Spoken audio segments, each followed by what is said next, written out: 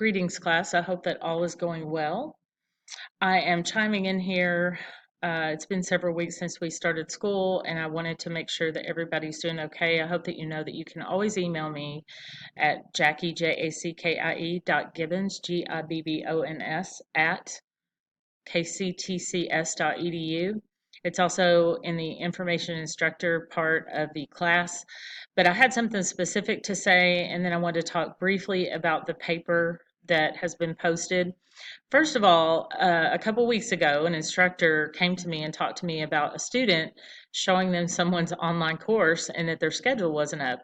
And I hadn't thought a thing about it because they didn't say it was me, but it may have been. So I did not realize that the calendar right here on the course menu was actually our physical tool calendar. Now, with that said, our schedules in this class really are updated in the weekly folder. So any schedule that I posted at this point for the first several weeks would be obsolete. Even this week was changed slightly so that you all had time to do certain things. So I'm going to update that today, and there will actually be an added tab here on the side that says schedule for you, but it'll start next week. And also it'll say it's tentative like all schedules do, especially in this class. So I try to keep due dates around the time that they are proposed, but you'll always have notice. The paper this week was posted a week in advance only because it's a very short paper. Other papers, though, are very long and they'll show up weeks before they're due. So you'll be seeing those pop up. As a matter of fact, the reason that I found the problem was that last night I was updating folders so that I could make them available to you and making sure all the due dates are on there, the right assignments are on there because I've added a couple new ones. So I just wanted to apologize and say I'm very sorry about that. The weekly folders so far include this week, and there is one assignment in there. I just want to remind you that when you're using our weekly folder setup, all of the actual links are in there. So just keep that in mind. See, I even have week 5 ready. I just have to make sure all those dates are ready to post it so that you can see the information. Now, this week is the fallacies project. And if you use this link, the actual link to the assignment attachment is very tiny. It's a little bitty thing, but it's right here.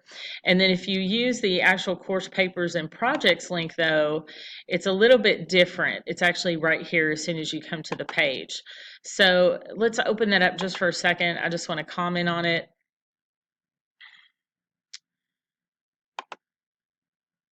So the paper on fallacies is based on your own choice of resources.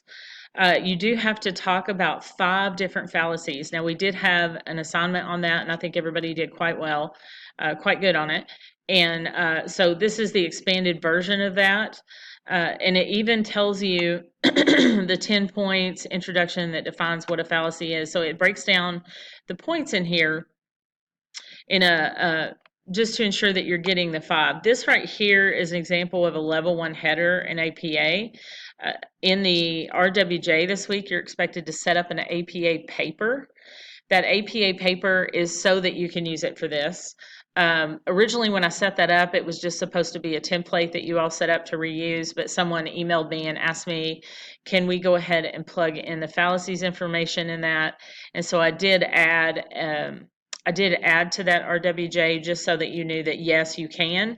So really, if you're setting up your APA paper for this assignment, you are essentially doing the research writing journal, the research journal assignment. So essentially you're killing 2 birds with 1 stone. So once I added that assignment, as long as you upload an APA formatted paper, including all of the requirements, which is the cover page, the headers, everything APA, except for the abstract and the author's note. You do not have to do that in this class up until the last paper, and we'll talk about that more later. But for now, you don't have to include those. So you can put this information for this assignment inside of that paper. Now, this header, this level one header, what you'll learn is that when you go into APA on your content page, you'll have a title, and then you'll have a little introduction to what you're going to talk about, and then you'll have your first header. So your first level one header might be bandwagon, which is basically asking everybody to, hey, everybody thinks this, come with us, jump on the bandwagon, right? So just keep that in mind that you do have to do the headers for those. You'll have 5 headers because you'll have 5 fallacies.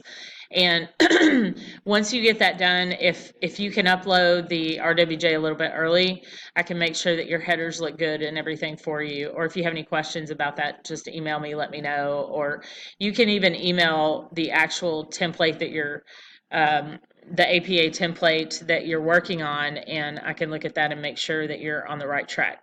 So always remember that if you need information, there was a recommended book.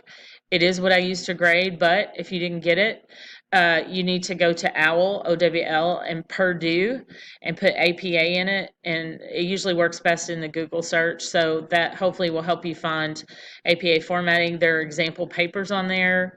I think I even gave you some links to that. So please use all the resources at your disposal. If you have any questions, please let me know. And again, I apologize for the scheduling conflict. Up until now, we've had very short assignments, so hopefully you won't hold it against me too bad.